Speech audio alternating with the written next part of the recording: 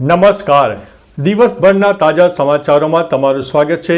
તમારી સાથે હું છું પિનલગીરી ગોસ્વામી. સમાચારો વિસ્તારથી જાણીએ એ પહેલા મહત્વના સમાચારો ઉપર એક નજર. મિત્રો, આનંદના સમાચાર છે.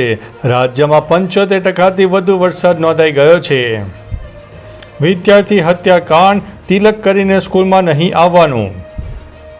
પૂર્વ ધારાસભ્યની પત્નીનો કાંડ, 163 કરોડનું કૌભાંડ સામે આવ્યું છે. જૂનાગઢમાં તારાજી, 50થી વધુ માર્ગ બંધ, એસટીના 15 રૂટ રદ કરવામાં આવ્યા છે. શાળામાં વિદ્યાર્થીઓ સિગારેટ પણ પીવે છે.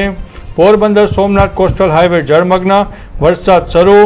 વરસાદના કારણે જિલ્લાના 93 રસ્તાઓ બંધ કરવામાં આવ્યા. જૂનાગઢમાં જળબંબાકારની પરિસ્થિતિ. તો નયન આજે જીવતો હોત, એક મોટો અહેવાલ સામે આવ્યો છે. ત્યારે વાત થશે અમદાવાદ વિદ્યાર્થી હત્યાકાંડમાં મોટો ખુલાસો પણ થયો છે. હાટકેશ્વર બ્રિજ તોડવાની કામગીરી શરૂ. સરકારી બેદરકારીથી 34 કરોડનું અનાજ બગડ્યું. તારક મહેતાના સોઢીનો મોટો ખુલાસો સામે આવ્યો છે.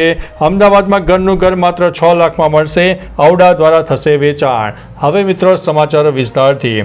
અમદાવાદ શહેરી વિકાસ સત્તામંડળ દ્વારા ઓછી આવક ધરાવતા લોકો માટે બોપલ, મોટેરા અને અમિયાપુર જેવા વિસ્તારોમાં ખાલી રહેલા 61 જેટલા 1 BHK ફ્લેટ વેચવાનો નિર્ણય લેવાયો છે.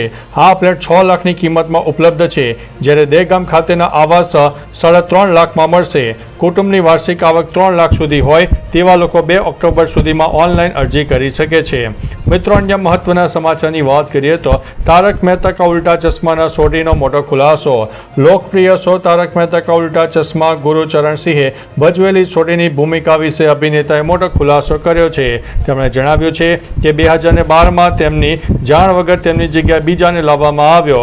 ગુરુચરણે કહ્યું કે તે સમયે તેઓ દિલ્હીમાં પરિવાર સાથે હતા અને અચાનક ટીવી પર નવો સોઢી જોઈને દંગ રહી ગયા. તેમણે ભારપૂર્વક કહ્યું છે કે મેં શો ક્યારેય છોડ્યો નથી, પરંતુ મારી જગ્યા બદલી નાખવામાં આવી હતી. મિત્રો, અન્ય મહત્વના સમાચારની વાત કરીએ તો સરકારી બેદરકારીથી 34 કરોડનું અનાજ બગડી ગયું છે. કેન્દ્રીય અન્ન પુરવઠા મંત્રાલયના અહેવાલ મુજબ ગુજરાતમાં છેલ્લા 2 વર્ષમાં સરકારી ગોડાઉનોની બેદરકારીને કારણે 11,000 મેટ્રિક ટન અનાજ બગડી ગયું છે. આ બગડી ગયેલા અનાજની કિંમત ₹34.50 કરોડ જેટલી થાય છે. રિપોર્ટમાં જણાવાયું છે કે ગરીબોને વેચવામાં આવતું આ અનાજ યોગ્ય કાળજીના અભાવે બગડ્યું છે, જેના માટે ભ્રષ્ટ અધિકારીઓ અને ગોડાઉનોની નબળી સ્થિતિ જવાબદાર છે. મિત્રો, અન્ય મહત્વના સમાચારની વાત કરીએ તો હાટકેશ્વર બ્રિજ તોડવાની કામગીરી શરૂ. વિવાદાસ્પદ હાટકેશ્વર બ્રિજ તોડવાનું આખરે મુહૂર્ત 21 ઓગસ્ટથી આવી ગયું. અમદાવાદ મહાનગરપાલિકા બ્રિજને તોડવાની કામગીરી હાથ ધરવામાં આવી છે. ખાસ કે આ બ્રિજ તોડવા પાછળ 4 કરોડનો ખર્ચો થશે. હાલમાં સૌ પ્રથમ ખોખરાના છેડા તરફથી તોડવાની કામગીરી શરૂ કરાઈ છે. બ્રિજના છેડા તરફ ઉપરનો ભાગનો ડામર તોડવામાં આવી રહ્યો છે. બ્રિજને તબક્કાવાર તોડવામાં આવશે. બ્રિજ 2017માં બનેલ અને વાહન વ્યવહાર 2022થી બંધ છે. મિત્રો, અન્ય મહત્વના સમાચારની વાત કરીએ તો અમદાવાદ વિદ્યાર્થી હત્યાકાંડમાં મોટો ખુલાસો. અમદાવાદની સ્કૂલમાં થયેલી વિદ્યાર્થીની હત્યા મામલે પોલીસે 2 વિદ્યાર્થીઓની પૂછપરછ કરી છે, જેમાં એક ધોરણ 10 અને બીજા ધોરણ 8માં અભ્યાસ કરે છે. પોલીસ સૂત્રોના જણાવ્યા અનુસાર વિદ્યાર્થીની હત્યા ધોરણ 8ના નહીં, પરંતુ ધોરણ 10ના અન્ય એક વિદ્યાર્થીએ કરી છે. આ હુમલો ચાકુ કે છરી વડે નહીં, પરંતુ બોક્સ કટર વડે કરવામાં આવ્યો હતો. ધોરણ 8નો બીજો વિદ્યાર્થી પણ આ ઘટના સમયે હાજર હતો. મિત્રો, અન્ય મહત્વના સમાચારની વાત કરીએ તો 7 ડે સ્કૂલમાં વિદ્યાર્થીની હત્યા મામલે વાલીઓ અને વિદ્યાર્થીઓએ મીડિયામાં સ્ફોટક માહિતી આપી છે.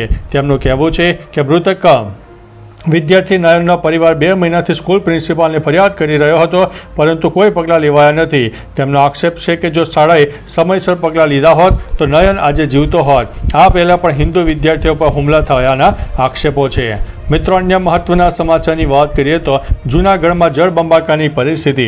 જૂનાગઢ જિલ્લામાં ભારે વરસાદને કારણે ખેડૂતોને મોટું નુકસાન થયું છે. કેશોદના જોનપુરમાં મગફળીના ખેતરો પાણીમાં ગરકાવ થઈ ગયા છે, જ્યાં 12થી 15 ઇંચ જેટલો વરસાદ નોંધાયો છે. અનેક ગામડામાં રસ્તા પર પાણી ડૂબી ગયા છે અને ગ્રામજનો જીવના જોખમે રસ્તા પસાર કરવા માટે મજબૂર બન્યા છે. ભારે વરસાદના પગલે ખેડૂતો અને ગ્રામજનો માટે સ્થિતિ અત્યારે ચિંતાજનક બની છે. મિત્રો, અન્ય મહત્વના સમાચારની વાત કરીએ તો વરસાદના કારણે જિલ્લાના 93 રસ્તા બંધ. વલસાડ જિલ્લાના ઉપરવાસમાં ભારે વરસાદ પડી રહ્યો છે, જેના કારણે જિલ્લામાં 93 રસ્તાઓ બંધ થયા છે. વલસાડ, ધરમપુર, કપરાડા, પારડી, વાપી, ઉમરગામના અનેક માર્ગો નદીના પાણીમાં અટવાયા છે. માલવણ ગામ બેટમાં ફેરવાયું છે અને મુખ્ય રસ્તા પર નદીના પાણી ફરી વળ્યા છે. વહીવટીતંત્ર લોકોને નદીને કિનારે ન જવા માટે વિનંતી કરી છે. હાલ પરિસ્થિતિ ગંભીર છે અને રાહત કામગીરી ચાલી રહી છે. મિત્રો, અન્ય મહત્વના સમાચારની વાત કરીએ તો પોરબંદરના માધવપુર ગેટ ગ્રામ પંચાયતમાં ભારે વરસાદના કારણે પાણી ફરી વળ્યું છે. એક જ દિવસ અહીંથી 12 થી 13 ઇંચ વરસાદ ખાબક્યો છે. પાણીમાં ફસાયેલા 13 લોકોને રેસ્ક્યુ કરવામાં આવ્યા છે, જેમાં 11 પુરુષો અને 2 મહિલાઓ સામેલ છે. હજુ એક વ્યક્તિની શોધખોળ ચાલુ છે. રેસ્ક્યુ ટીમો પરિસ્થિતિ ઉપર કાબૂ મેળવવા માટે સતત કામગીરી કરી રહી છે. ગામમાં હાલત ગંભીર હોવા છતાં રાહત કામગીરી ચાલુ છે. મિત્રો, અન્ય મહત્વના સમાચારની વાત કરીએ તો પોરબંદર સોમનાથ કોસ્ટલ હાઈવે જળમગ્ન. પોરબંદર સોમનાથ કોસ્ટલ હાઈવે ભારે વરસાદના કારણે જળમગ્ન થઈ ગયો છે. વરસાદ અટક્યા છતાં પાણી ઓસર્યું નથી, જેના કારણે વાહન વ્યવહાર ખોરવાયો છે. હાઈવે ઉપર પાણી ભરાઈ જતા લક્ઝરિયસ કાર સહિત અનેક વાહનો ખોટકાયા છે. આસપાસના ગામોના ખેતરોમાં પાણી ભરાઈ જતા ખેતીના પાકને વ્યાપક નુકસાન થયું છે. તંત્ર દ્વારા પાણી નિકાલ માટે અનેક પ્રયત્નો કરવામાં આવી રહ્યા છે. મિત્રો, અન્ય મહત્વના સમાચારની વાત કરીએ તો શાળામાં વિદ્યાર્થીઓ સિગારેટ પણ પીવે છે. સેવન્થ સ્કૂલને લઈને વિદ્યાર્થીઓએ ચોંકાવનારા ખુલાસા કર્યા છે, જેમાં વિદ્યાર્થીઓએ સ્કૂલના મેનેજમેન્ટ ઉપર આક્ષેપ કરતા કહ્યું છે કે શાળામાં વિદ્યાર્થીઓ બાથરૂમમાં જઈને સિગારેટ પીવે છે. કોઈ હિન્દુ વિદ્યાર્થી ભૂલ હોય તો તેમના વાલીને બોલાવીને કાર્યવાહી કરવામાં આવે છે. જે વિદ્યાર્થીઓ આવારા તત્વો છે તેમની સામે કોઈ કાર્યવાહી કરવામાં ન આવતી હોવાના આક્ષેપો કરાયા છે. લોકોમાં ભારે આક્રોશ છે. શાળા સામે અનેક સવાલો ઊભા થયા છે. મિત્રો, અન્ય મહત્વના સમાચારની વાત કરીએ તો જૂનાગઢમાં તારાજી 50થી વધુ માર્ગ બંધ, એસટીના 15 રૂટ રદ.